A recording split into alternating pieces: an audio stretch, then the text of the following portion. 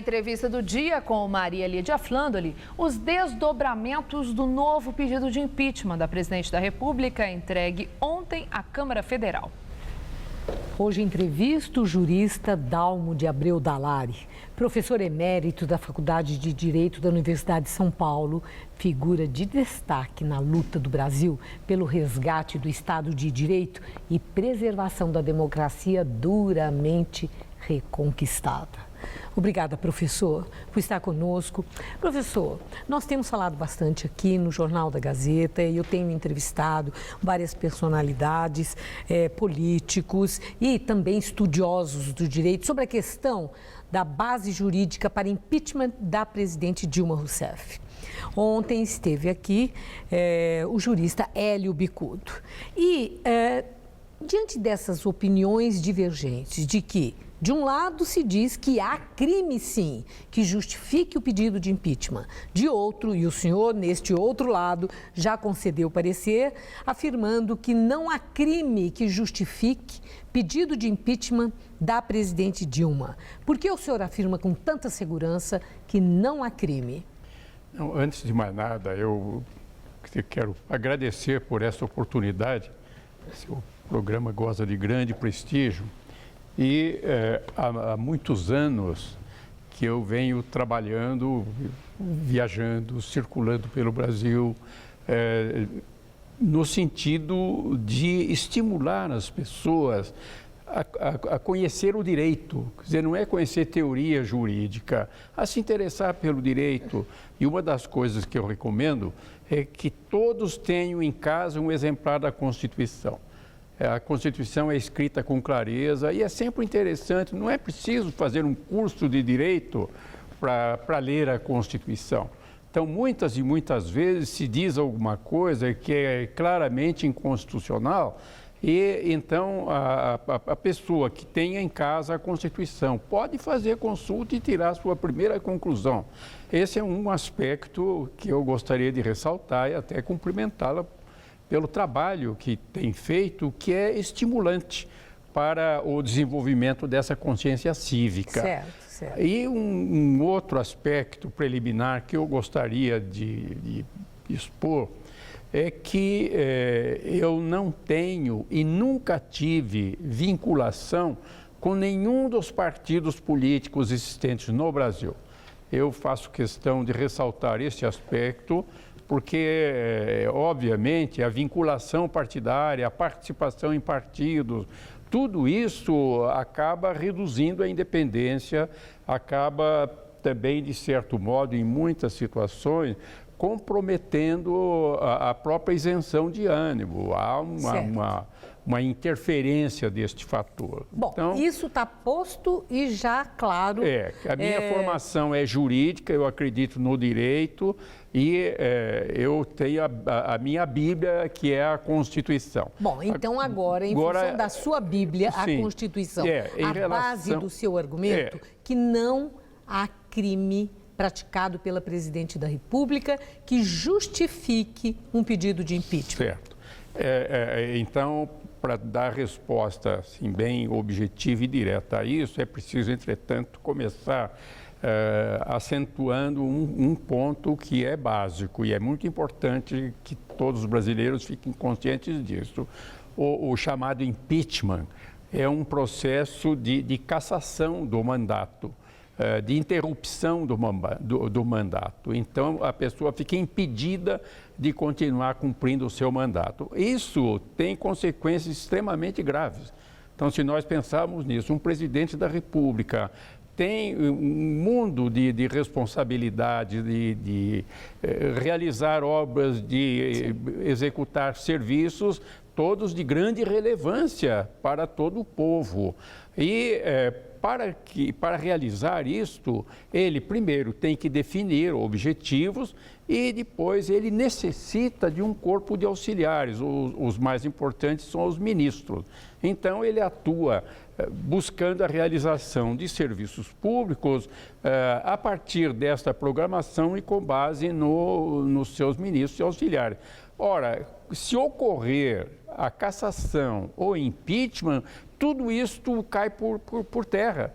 porque não se sabe exatamente quem será o sucessor, como será, que mentalidade vai ter. Isso é uma consequência, professor, mas se o presidente fere a lei brasileira e ele se enquadra naquilo que é previsto na própria Constituição para que interrompa esse mandato, seja qual for a consequência, qual é a base para que isso possa acontecer? Mas eu queria concluir a minha observação dizendo isso, que por causa dessas consequências extremamente graves, a Constituição é muito precisa e muito restrita quanto à possibilidade do impeachment.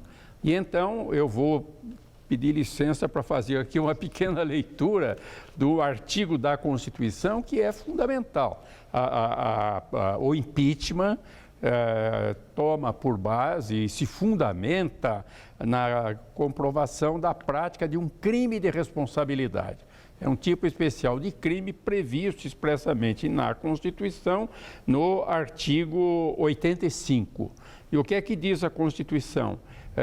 São crimes de responsabilidade os atos do presidente da República, então tem que ser dele, de nenhum auxiliar e nenhum dependente dele, atos do presidente que atentem contra a Constituição Federal. Tem que ser um ato dele contra a Constituição Federal e que atentem contra, primeiro, a existência da União. Então, tem que ser um ato do presidente que vai demolir a União, acabar o federalismo.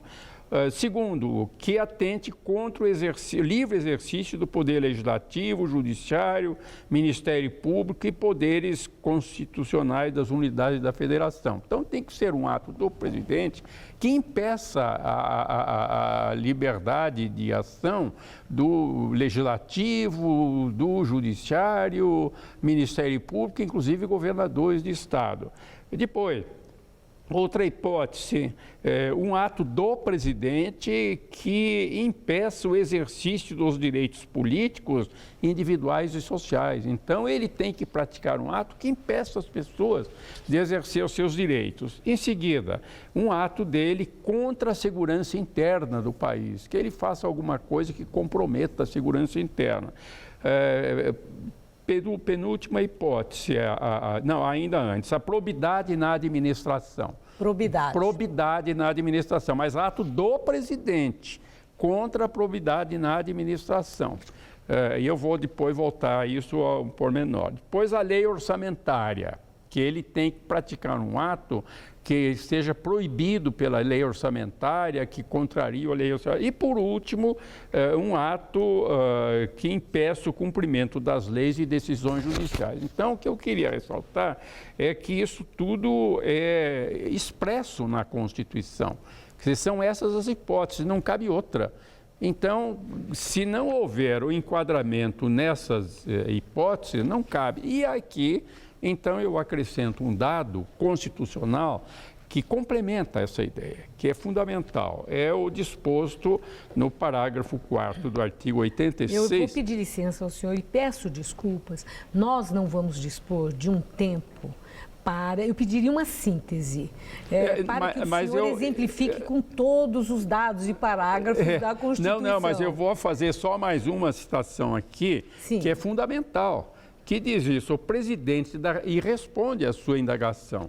O presidente da República, na vigência do seu mandato, o mandato que ele está exercendo agora, não pode ser responsabilizado por atos estranhos ao exercício de suas funções. Então, ele não pode ser responsabilizado por atos passados, por exemplo, como se tentou fazer. Mas não existe a continuidade, uma não vez existe, que o presidente não desincompatibilizou e não deixou em momento algum o cargo nem para a campanha? Cada mandato é um presidente, não importa que a pessoa física seja a mesma. Certo. É na vigência, na atual então vigência. É outro mandato. É outro mandato, é outro presidente. É outro mandato. É isso, não importa que a pessoa física seja a mesma, é outro mandato. Agora, uma outra questão que tem sido muito polêmica também é a da omissão, que é argumentado no pedido de impeachment. Sim. Que o presidente da República é responsável por seus atos e também ele também responde quando existe a omissão. Sim. E acontecem ilicitudes no seu governo. A minha indagação, um impeachment pode ser promovido também pelo crime da omissão? Aí eu peço desculpa mais uma vez, eu vou ler um artiguinho da Constituição. Não, conta para mim, você sabe de cor. Mas é isso. Não, mas é o que está escrito na Constituição, dá resposta direta à sua indagação. É o artigo 85, que trata exatamente dos crimes. Diz, são crimes de responsabilidade os atos do presidente. E omissão não é um ato? Omissão é não ato, é falta de ato. Mas exatamente, a omissão sendo uma ausência de ação para proibir, para prevenir, para punir uma ilicitude, não é um ato? Não é um ato, Ficou quieto, não é um ato. A falta do ato. Ele só pode ser punido por atos. E aí há uma... Não agir não é ato. Não entra de jeito nenhum. E veja, há uma lógica nisso, porque o ato é voluntário. Ele quis praticar... Mas a omissão também não pode ser voluntária? Não é, a omissão muitas vezes não. A omissão pode ocorrer por má informação, por desinformação, por falta de possibilidade, de oportunidade. Ato de vontade. Também. É uma das hipóteses, mas isso é tão amplo, é tão difícil saber se ele não fez porque não quis ou se foi a propósito, que o Constituinte exige o ato. Uma coisa concreta, expressa, formal. Ele praticou o ato, então ele não pode dizer eu não quis fazer. Ele fez. Ele tomou a iniciativa, então ele é responsável. A omissão não está incluída aí. Tanto que os que propunham de início a penalização por omissão acabaram se convencendo disso e agora estão procurando atos, porque realmente a omissão é uma falta de ato, é um não ato. Então não se enquadra na hipótese constitucional. Certo. Agora, é interessante no direito isso que está acontecendo agora. Né, juristas de nome, reconhecidos, de prestígio, com posições tão antagônicas, tão contrárias, né, no entendimento disso que está escrito, no que o senhor acaba de nos mostrar, que é a Constituição. Eu imagino que para o nosso telespectador, para o cidadão brasileiro, como isso é complicado entender pessoas tão respeitáveis pensando de forma diferente sobre um assunto de tamanha importância, que é a continuidade ou não de um mandato presidencial. Claro, sem dúvida. No direito isso acontece. Sim, a solução há divergências na interpretação de normas jurídicas, mas em relação a este ponto específico que você acaba de levantar, eu, com toda a lealdade e respeitando os colegas que têm posição divergente, colegas juristas, eu não posso deixar de chamar a atenção para um aspecto. Eu comecei a nossa conversa acentuando que eu não tenho nenhuma vinculação e nunca tive com qualquer partido. Claro, professor. Os juristas que levantaram as questões são ou foram vinculados a partidos políticos. A começar do meu caro amigo, que é uma pessoa notável, que eu respeito muito, que é o Hélio Bicudo, que foi filiado ao PT e que saiu do PT brigando, saiu muito bravo, entre outras coisas, porque não foi recebido pelo Lula. Vamos entrar numa outra questão que envolve foro íntimo e não vamos poder fazer isso agora. Sim. Mas eu agradeço muito o senhor ter dito com tanta clareza e mostrado o embasamento jurídico da sua opinião, do seu ponto de vista. Muito obrigada, professor. Não, eu agradeço muito noite. Mais uma vez, mas eu quero cumprimentá-la e os seus colaboradores, porque esse tipo de discussão ajuda a despertar a consciência dos brasileiros. E isso é positivo, mas termino insistindo. Tenho em casa a Constituição. Obrigada. E assim nós faremos aquilo que está escrito na Constituição. O Brasil será um Estado verdadeiramente democrático e justo, se a Constituição for aplicada. Obrigada, professor. Uma boa noite. Boa noite. Obrigado. Gamberini.